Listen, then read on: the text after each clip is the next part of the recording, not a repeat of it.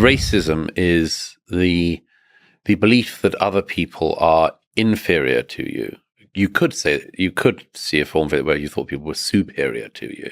That could also happen, but more commonly it's you see a group of people as being inferior to you simply by dint of the fact that they have a different racial background. And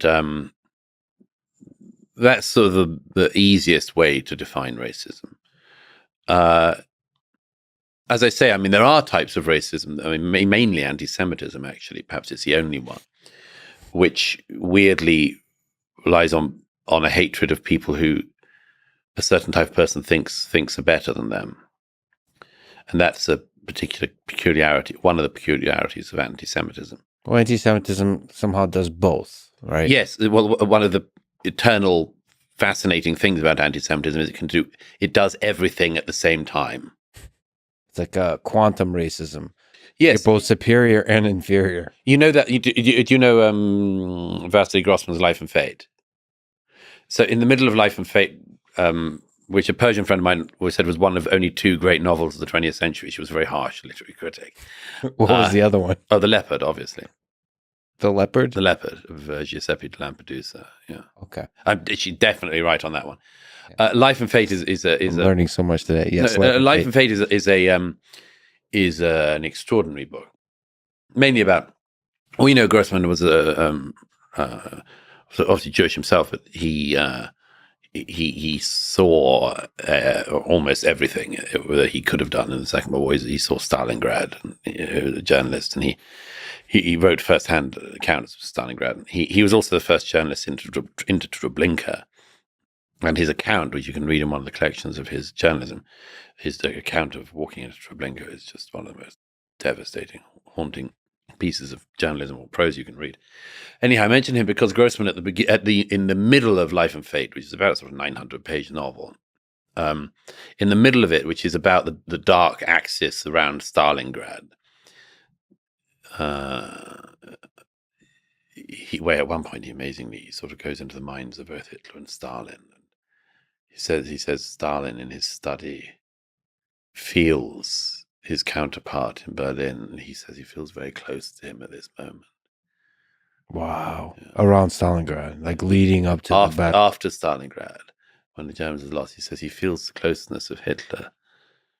But Grossman, in the middle of Life and Fate, slap bang at the worst hours of the 20th century, suddenly dedicates a chapter to anti-Semitism. And I've seen anti-Semitism as something I've always been very interested in, because I've always had an instinctive utter revulsion of it. And also partly because of having seen bits of it in the Middle East and elsewhere. But I mention this because Grossman, in the middle of Life and Fate, takes time out and does this like 3-page explanation, or 3-page description of anti-Semitism. And it's extraordinary. I mean, it's the only thing I can think of that's equally good is Gregor von Retzory, who wrote a luridly titled but brilliant set of novellas called The Confessions of an Anti-Semite, and about pre-First World War anti-Semitism in Eastern and Central Europe. Anyway, Grossman says in the middle of Life and Fate that one of the extraordinary things about anti-Semitism is that it does everything at the same time. That the Jews get condemned in one place for being rich and in another for being poor. Condemned in one place for assimilating and in another for not assimilating. For assimilating too much and assimilating too little. For being too successful, for not being successful enough. So I think it's the only racism that includes within it a detestation, for the real anti-Semite, a detestation of people that the person may perceive to be better than them, correctly or otherwise. But to go back to racism in general, yes. Racism in general, apart from anti-Semitism, relies on the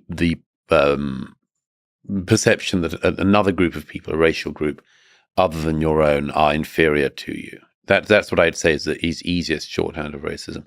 And of course, it's one of the stupidest things that our species is capable of. I mean, one of the stupidest. that you can look at a person and guess them in their entirety, in fact, because of their skin color. I mean, it's like, what a stupid idea that is, as well as being an evil one. But the I would say that I think it's a dangerous thing in our era that there are bits of it coming back. That's why I say we do need we need our antennae working. We just don't need them to be overactive or underactive, Now, the book is War in the West, but speaking of racism towards different groups based on their skin color, you've said that there's a war on white people in the U.S. Would you say that's the case? Would you say that there is significant racism towards white people in the United States? I'd say that white people in the United States are the only people who are told that they have hereditary sin. And that's a big one, just to start with. Based strictly on their skin color. I mean, I would find it so repugnant and I hope everybody would join me in feeling this, I would feel it so repugnant if there were any school of thought in America today that had any grasp on the public attention that said that black people were born into evil because of something their ancestors had done. Like they had the mark of Cain upon them. I mean, I think it would be such a vicious way to try to demoralize a group of people and to tell them that the things they would be able to achieve in their lives are much lessened because they should spend significant portions of their lives trying to atone for something they didn't do. Is there a difference? And the following point, the obvious point left unsaid, but let's say it, nobody in the public square says that. I mean, they're the maniacs at the far fringes, but nobody in the mainstream would dare to say that, or I think even think that about any group of people other than white people. And does this mean that white people are more disadvantaged than black people? No. And again, let's not make this a competition, but let's not get into, I just desperately urge people not to get into the idea of hereditary sin according to racial background. Is there something to be said about the feature aspect, to sort of play devil's advocate, about the asymmetry of sort of accusations towards the majority? So, yes, because white, so much easier to attack a majority. It is much easier, but is there something to be said about that being a useful function of society, that you always attack, that the minority has disproportionate power to attack the majority so that you can always keep the majority in check? Well, it's a dangerous game to play, isn't it? I think it's a very dangerous game to play. I think that's a good summary of the entirety of human civilization. Well, yeah, everything is dangerous. But it's a very dangerous game to play that.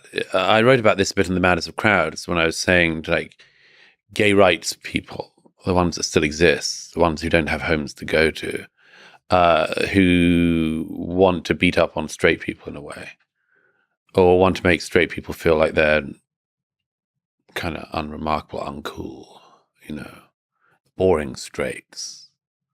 So boring. So not like the magical pixie fairy dust gays. That's a bad idea to push that one. That's a bad idea. And some gays push that. Highly unwise, given the fact that about 2 to 3% of the population are actually gay, although now there's like an additional 20% who think they're like two-spirit or something and all that bullshit. But they're just attention seekers, so let's not spend too much time on that. But equally, as I said in The Man as a Crowd, with the feminist movement, very unwise for half of the species to say that the other half of the species isn't needed. And there were always third and fourth wave feminists willing to make that nuts argument. Not first wave feminists. You didn't hear it in first wave feminists. You didn't hear suffragettes tended not to say, we like the vote and men are scum. It would have been hard to have won everyone over to their side, not least the men they needed to win over to their side. But you do get third and fourth wave feminists who say, like, do we need men? Or men are all X. Again, it's a bad idea. It's a bad idea tactically.